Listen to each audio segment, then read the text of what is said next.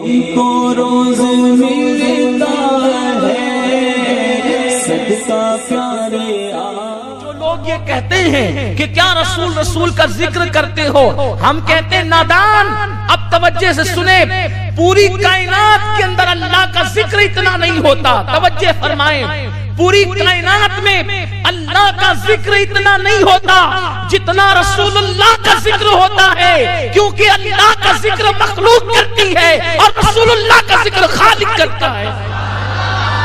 یہ شان مصطفیٰ ہے۔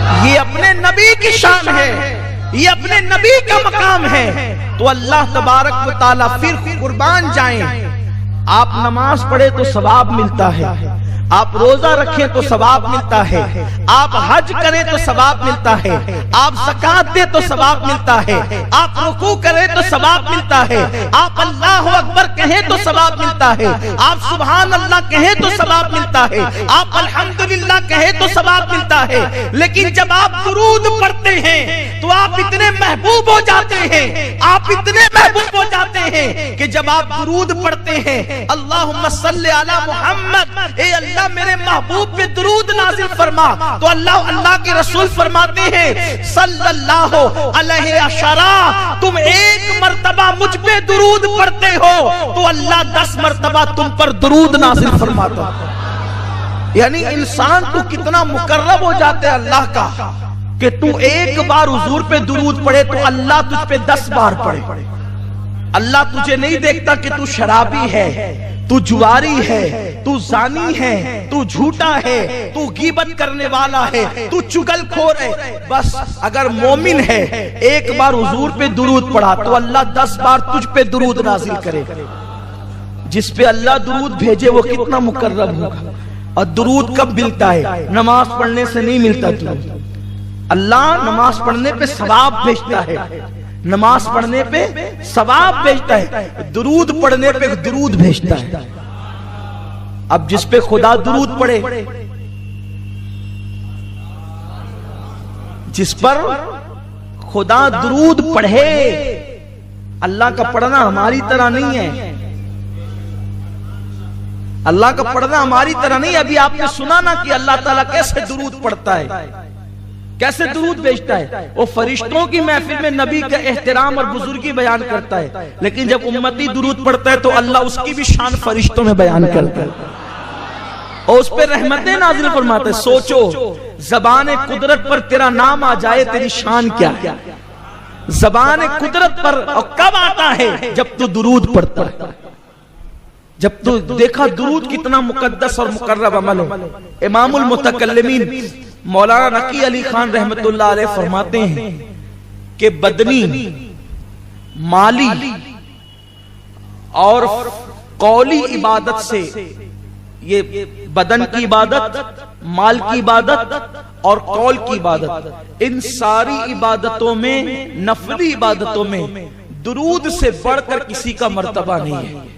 سب سے بڑا مرتبہ درود شریف کا ہے، بلکہ فرض نمازوں کے بعد اگر سب سے بڑا رتبہ کسی کو حاصل ہے تو وہ درود شریف کو حاصل ہے۔ نماز پڑھ رہا ہے، نماز پڑھتے پڑھتے اچانک دل میں خیال آیا کہ مجھے تو نور محمد بھائی دیکھ رہے ہیں، غفران صاحب دیکھ رہے ہیں کہ میں کتنی اچھی نماز پڑھ رہا ہوں۔ اللہ کہتا اٹھا تیری نماز، اور منہ پہ مار دیتا ہے۔ اللہ تعالیٰ نماز رد کر دیتا ہے، کیوں؟ اس لیے کہ دکھاوا کیا، زکات دیتے ہوئے دکھاوا کیا کہ لوگ مجھے سخی کہے۔ اللہ زکات کا ثواب نہیں دیتا، اس کو منہ پہ پھینک مارتا ہے۔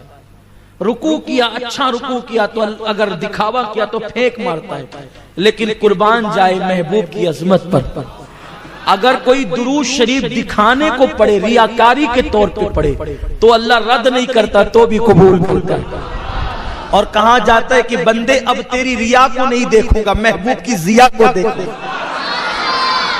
تیری ریا نہیں دیکھی جائے گی، اب حبیب کی ضیا دیکھی جائے گی، اور ان کے روح کے بددعا کے صدقے تجھے ثواب عطا کیا جائے گا۔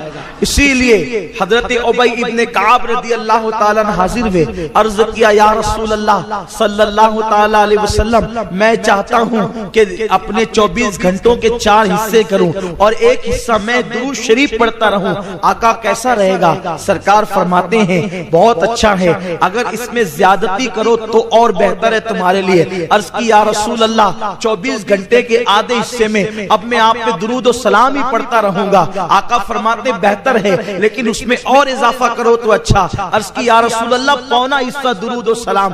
آقا فرماتے بہتر ہے اور زیادہ کرو تو اچھا۔ عرض کیا یا رسول اللہ فرض نمازوں کے بعد رات و دن میں صرف آپ پہ درود و سلام پڑھوں گا۔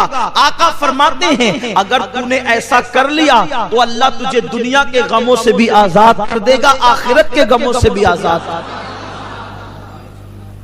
اس لیے درود شریف پڑھنے کی عادت ڈال، اور جب آقا کریم صلی اللہ علیہ وسلم کا نام آئے تو بلند آواز سے صلی اللہ علیہ وسلم کہہ لینا، یہ واجب ہے، کیونکہ آقا فرماتے ہیں سب سے بڑا بخیل وہ ہے جس کے سامنے میرا نام لیا جائے اور وہ مجھ پہ درود نہ پڑھے۔ آقا کریم صلی اللہ علیہ وسلم کے دیوانوں، اس لیے درود پڑھنے کی عادت ڈالو، کم سے کم روزانہ 313 مرتبہ تو درود پڑھ ہی لیا کرو، 500 مرتبہ پڑھو تو اور اچھا، 1000 مرتبہ پڑھو تو اور اچھا۔ حضرت سیدنا قطب الدین بختیار کاکی رحمت اللہ علیہ اس وقت تک کہ آرام نہیں فرماتے تھے جب تک کہ 3000 مرتبہ درود نہیں پڑھ لیتے۔ 3000 مرتبہ درود پڑھنے کے بعد آپ آرام فرماتے تھے۔ درود شریف کی بڑی برکتیں، آقا کریم صلی اللہ علیہ وسلم فرماتے ہیں کہ اگر بندہ دعا کرے اور درود نہ پڑھے تو اس کی لٹکتی رہتی ہے زمین اور آسمان کے درمیان، لیکن اگر کوئی درود پڑھ لے اور درود پڑھنے کے بعد دعا کرے تو اللہ اس کی دعا کو ضرور قبول فرماتا ہے۔ آقا فرماتے ہیں عرش کے نیچے ایک فرشتہ ہے جس کا سر عرش سے لگا ہوا ہے اور جس کے پیر تحت الثری میں ہے، جس کا ایک بازو مشرق کی طرف ہے اور دوسرا بازو مغرب کی طرف ہے۔ یہ حدیث میں وہ پڑھ رہا ہوں آپ کے سامنے آج جو میں نے اپنی زندگی میں سب سے پہلا بیان کیا تھا تو یہی بیان کیا تھا۔ اس وقت میری عمر 10-11 سال کی رہی ہوگی، میری زندگی کا پہلا بیان یہی ہے، اور اس میں یہی میں نے روایت پڑھی تھی۔ مجھے آج